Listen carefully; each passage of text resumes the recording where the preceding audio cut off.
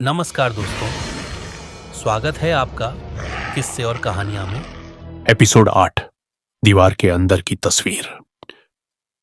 उस रात के बाद मैं फ्लैट छोड़ना चाहता था, लेकिन शरीर जैसे मेरा नहीं रहा था। न नींद आती, न समझ काम करती। हर बार जब मैं खुद को शांत करना चाहता, दीवार पर हल्का सा कंपन महसूस होता, जैसे कोई भीतर से सांस ले रहा हो। मैंने तय किया कि मुझे सच जानना ही होगा।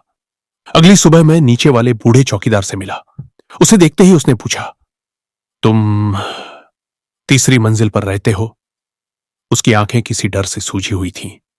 मैंने यहां कहा तो वह धीरे से बोला, वो मंजिल 2 साल पहले सील होनी चाहिए थी। मैं रुक गया। सील क्यों?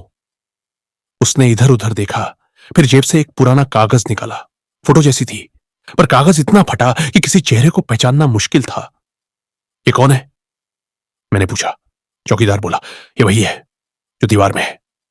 मेरे हाथ कांप गए। ये फोटो सेक्टर 17 फ्लैट की नहीं है, मैं बोला। वो मेरी तरफ झुककर फुसफुसाया, ये फोटो उसी कमरे की है जो नक्शे में दिखता नहीं। मैंने अविश्वास में सिर हिलाया। कोई कमरा नहीं है वहां, मैंने जाकर देखा है। वह कड़वी हंसी हंस पड़ा। कमरा दिखाई देने के लिए होना जरूरी नहीं होता। मैंने गुस्से में फोटो वापस बढ़ाई। तभी उसने मेरा हाथ पकड़ लिया, बर्फ जैसे ठंडे हाथ। कल रात दीवार ने सांस ली। मैं जम गया। उसने मेरे चेहरे पर आए डर से ही जवाब समझ लिया। तीसरी मंजिल पर जो आखिरी किराएदार था, उसके साथ भी यही हुआ था। बूढ़ा बोला, उसने पुलिस को बुलाया था। कहा था कि दीवार के अंदर कोई आदमी है जिसकी उंगलियां असामान्य रूप से लंबी हैं। मेरी रीढ़ जैसे धीरे धीरे पिघलती चली गई। मैंने पूछा, उस किराएदार का क्या हुआ? चौकीदार ने सिर झुका लिया। वो दीवार में मिल गया। मैंने उसकी आंखों में झांका। वह मजाक नहीं कर रहा था। उसी वक्त मेरे फोन पर एक मैसेज आया, अज्ञात नंबर, बस एक लाइन, यह फोटो तुम्हारी नहीं है। संदेश के साथ वही तस्वीर लगी थी, लेकिन अब चेहरा साफ दिख रहा था और वह मेरा था। मैं कांप गया।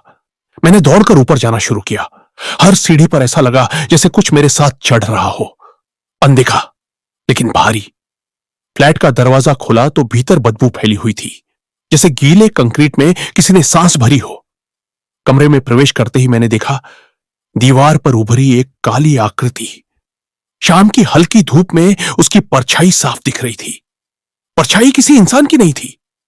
सिर लंबा, बाहें नीचे जमीन तक, उंगलियां लगभग घुटनों तक लटकती हुई। मैं पीछे हटने लगा। तभी दीवार की सतह हल्की सी हिली, मानो कोई भीतर चल रहा हो।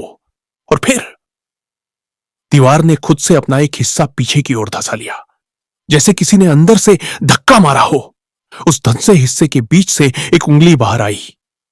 नहीं, ये उंगली नहीं, इंसानी हड्डी जैसी थी और उसके नाखून पर कुछ